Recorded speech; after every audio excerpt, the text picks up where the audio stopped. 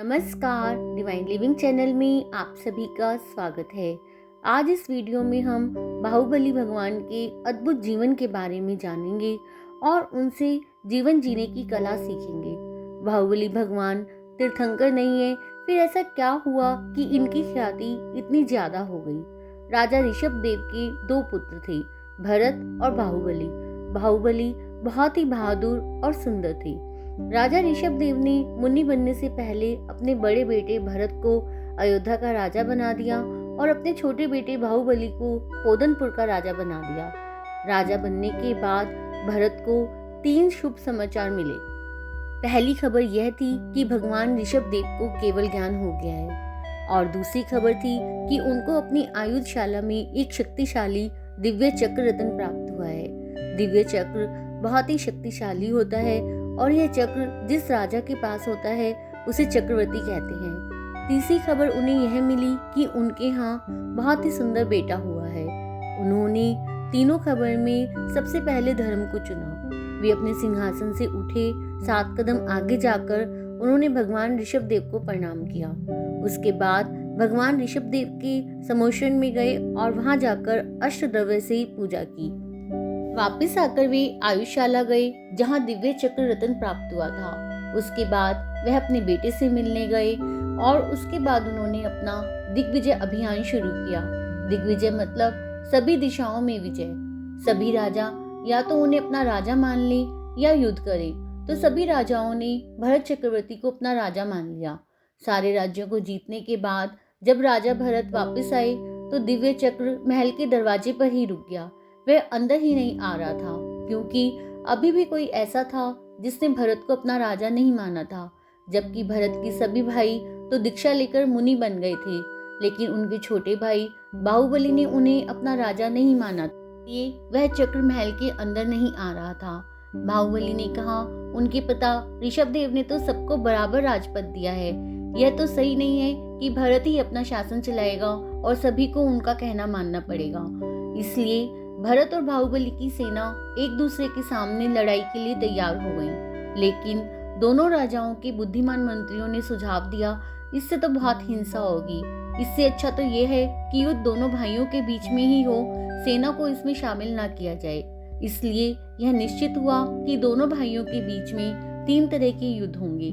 पहला जल युद्ध, जिसमें उन्हें पानी में लड़ाई करनी होगी। दूसरा दृष्टि युद्ध, मतलब दोनों को एक दूसरे की आंखों में देखना होगा। जो पहले अपनी पलकें झपकेगा वह हार जाएगा। तीसरा युद्ध मल्ल युद्ध, मतलब कुश्ती। उनकी लड़ाई को देखने के लिए बहुत सारे लोग इकट्ठे हो गए और दोनों तरफ से जय जयकार की आवाजें आने लगी।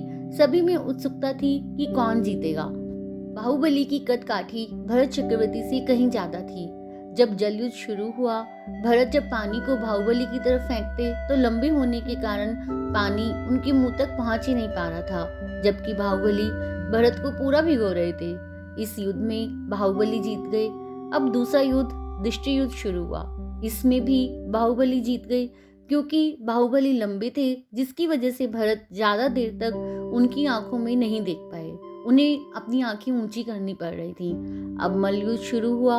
अब इस युद्ध में हताश भरत किसी भी कीमत पर बाहुबली को हराना चाहते थे। मल्ल युद्ध में दोनों एक दूसरे को बुरी तरह से हराने पर लगे हुए थे, लेकिन इसमें भी बाहुबली ज्यादा शक्तिशाली थे। वे भरत को अपने हाथों से ऊपर उठा लेते हैं। लोग बाहुबली की जय जयकार करने लगे। भरत अपनी हार से बहुत ज्यादा शर्मिंदा और क्रोधित हो गए। उन्होंने गुस्से में आकर अपना दिव्य चक्र बाहुबली पे चला दिया। लोग एकदम स्तब्ध रह गए कि यह चक्र बाहुबली का खत्म ही कर देगा। लेकिन यह क्या हुआ, वह चक्र बाहुबली को 3 प्रदक्षिणा देकर उनके पास ही स्थित हो जाता है। भाई द्वारा भाई पर सत्ता प्राप्त करने के लिए किए गए इस वार से बाहुबली को विरक्ति हो जाती है।